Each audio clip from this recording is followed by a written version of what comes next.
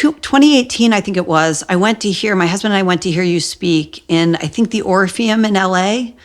And you said something that has stuck with me ever since. And I still wrestle with it today. You talked about how good people have an obligation to study evil and to think deeply about evil. And I realized that how much of my conception of evil has been determined by Hollywood.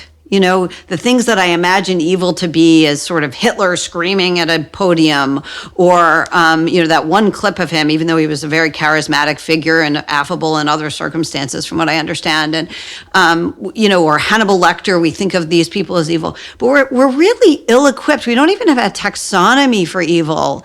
And the different prototypes of evil. And you really, you sort of pointed me in that direction separately. And I have never forgotten it. And I still think about it all the time, how easily good people are misled because we have this wrong idea of what evil is. And we never see it coming. And I think, it comes most effectively in the guise of benevolence. Wow. Right. Absolutely. Well, we know that clinically even, that like the really narcissistic psychopaths are martyr victims, both at the same time, right? And so then they manipulate you with compassion. Absolutely. Sometimes claiming they need it and sometimes claiming they're delivering it. The most evil people take the highest good and invert it. And then they cast aspersions on the existence of the highest good. That's what Christ accused the Pharisees of. That's partly why he was crucified, because he told the religious leaders of the time, the Pharisees claimed Mosaic authority, and he said, you're religious only for what it benefits you in the public marketplace. It's complete hypocrisy. Everything you claim to be moral is only for your own self-gratification and aggrandizement. And they weren't very happy with that, put it that way. So, and this does make things, people like Dawkins, for example, they attribute to the religious enterprise a kind of psychopathy without understanding that the psychopaths manipulate the religious exercise to bring down what's highest and to benefit from its moral authority for their own devices.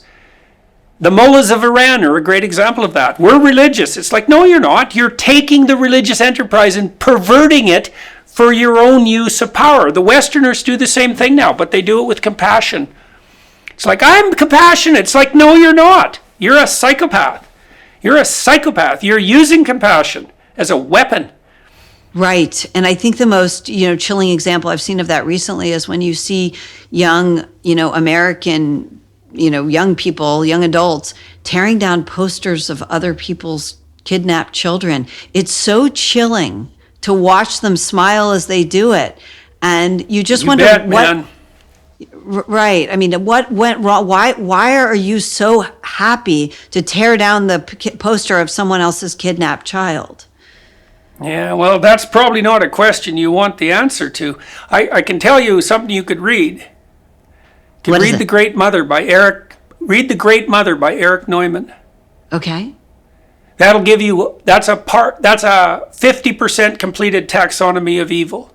Oh, wow. It's only concentrating on the feminine side because he died before he finished the whole series, but it's great. And there's a book by Jeffrey Burton Russell. It's a history of the devil. It's an academic history. It's a very serious book. It's in 4 volumes. The best one is called Mephistopheles.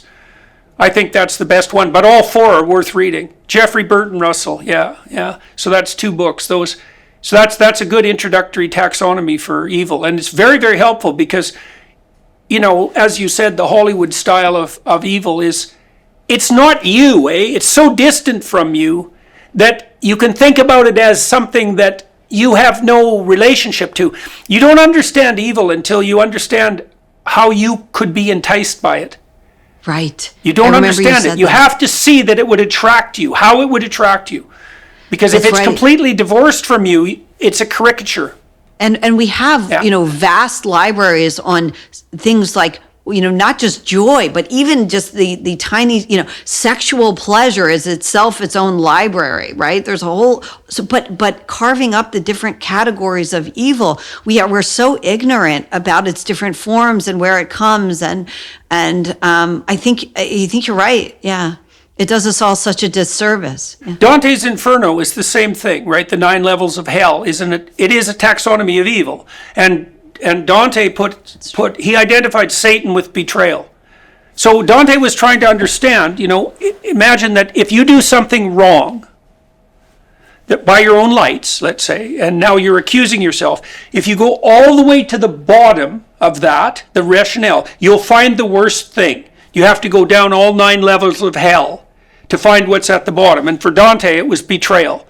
And I think that's right, because one of the things that fosters social order is trust. And what a betrayer does is use trust against you. And there might be no more, and if you're looking at something that will traumatize you, betrayal is, especially if you betray yourself, but betrayal period, it's, laying that out as the deepest of potential sins is wise. Anyways, Dante's Inferno is a taxonomy of evil. Wow. It's useful to know that when you read it, because that's exactly what he was trying to do.